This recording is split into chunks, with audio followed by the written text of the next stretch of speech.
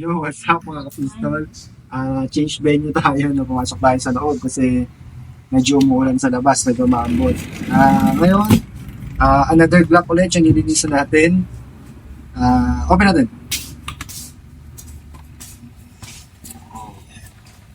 Maat ganito. Oh.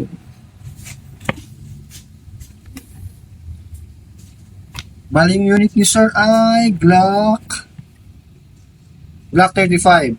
Tapos yung foam niya medyo nalusaw na, no?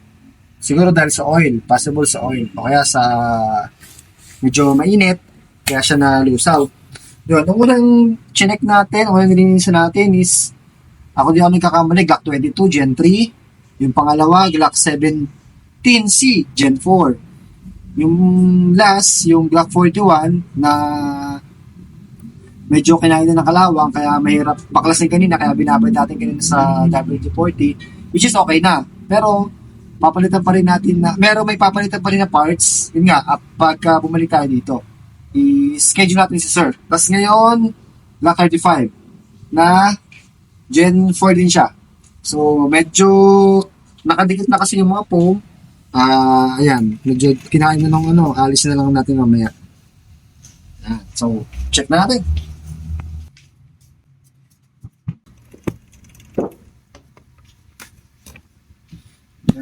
So, napansin ko lang, dumikit na yung foam, pero piling ko naman, hindi naman siya makakapigil sa bakal. Nakadikit lang siya, nakadikit nga lang. Foam. So, mga piston, no, pagka i-store yung barrel, iwasan natin na dumikit yung oil dun sa mismong foam. Or mas maganda siguro na yung mga lalagyan natin ng unit, yung dun lang sa walang mga foam. Kasi pag nalusaw pag yung oil, tumagal sa foam, malulusaw yung pinaka-foam niya. Kasi chemical yung oil. No, kaya kailangan alisin natin yung foam. Ina-advise ko kapag i-store mo yung barrel, lagyan mo siya sa sa plastic, ziplock, pwedeng ganon. O kaya kung meron kang mga damit or mga cotton na basahan, ibalot mo lang doon. Kung kung puputok mo naman, madali naman tanggalin yun eh. So, check na natin. Yeah.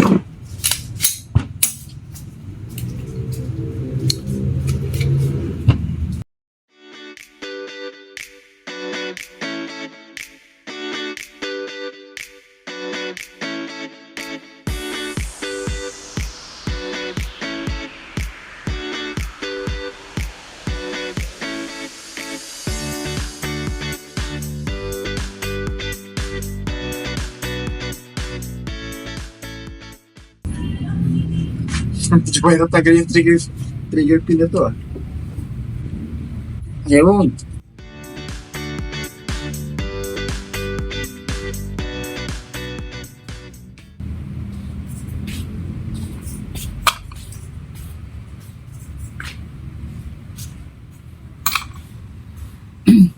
Napansin ko ng mga piston, no?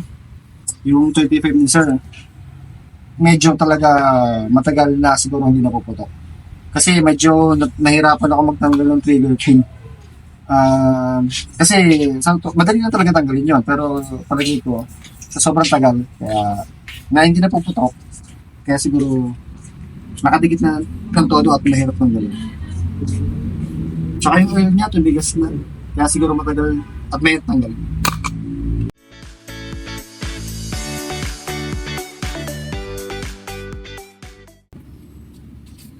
Bilisin ko lang mga kapiston, no? Si Sir, ang daming Glock. Glock pa natin yata sa ito.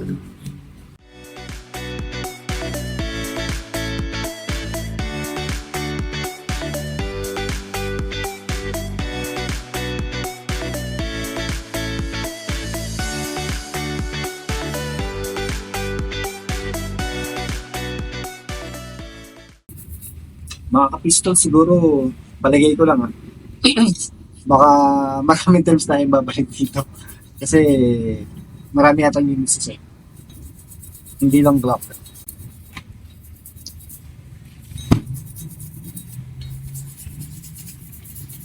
Pero set ulit natin, schedule natin. Kasi meron ding mga iba tayong nagme-message sa page na ganito, magpapacheck din na yun at saka magpapalinis. Medyo dumadami na po sila.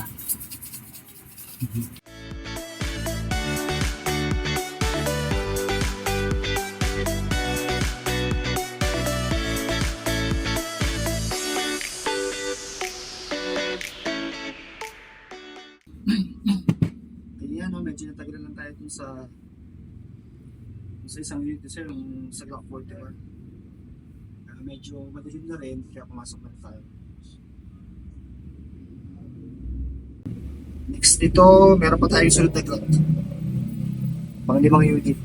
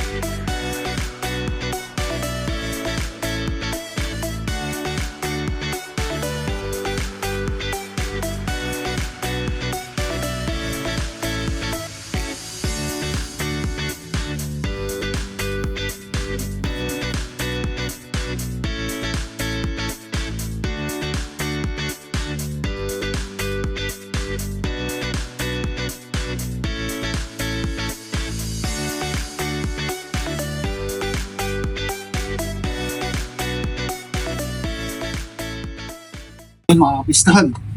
Tapos natin linisin yung mga parts, yung major parts, tsaka yung mga minor parts ng Glock 35 ni sir. I-assemble ulit natin.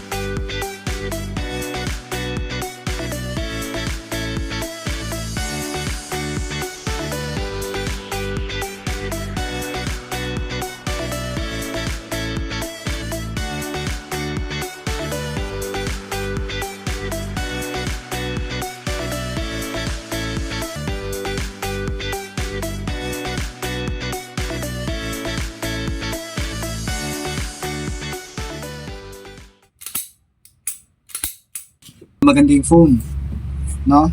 Pero ibabalik pa rin natin siya, pero nalagyan natin siya sa ziplock. Okay, i-advise na lang natin si sir na bumili ng bagong box para kapag ka-install, pag nilagay niya rito yung unit, hindi na siya kakapitan ng mga debris ng foam. Simple.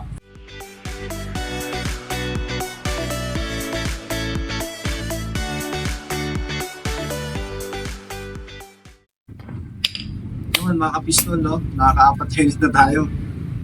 Meron pang kasunod. Ito ay taran. Glock 22 C model. Same sa Glock 17 kanina, C model din siya. May butas yung barrel and slide. No? Check na natin, tapos linisin na rin natin.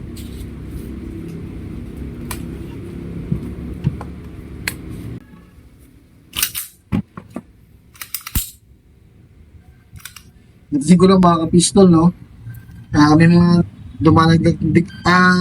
Alam ko ano to, oil. Nato yung oil. Yan, nato yung oil yan. Yan. Kasi nga, sabi ko nga kanina, matagal na hindi nagamit ni sir. Kaya yung mga oil, natuyo na. Bihira kasi ni sir gamitin. Bihirang ipotok. So siguro, palagay ko 1 year na siyang hindi na puputok.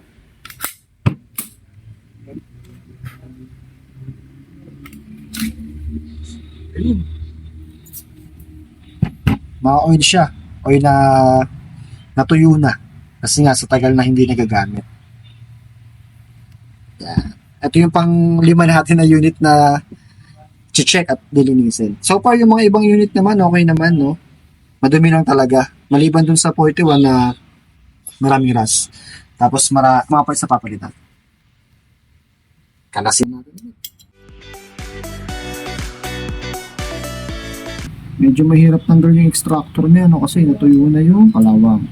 Ay, yung oil. Tsaka meron na din siyang nag-build up na rin ng kalawang. Pero matatanggal naman natin yan.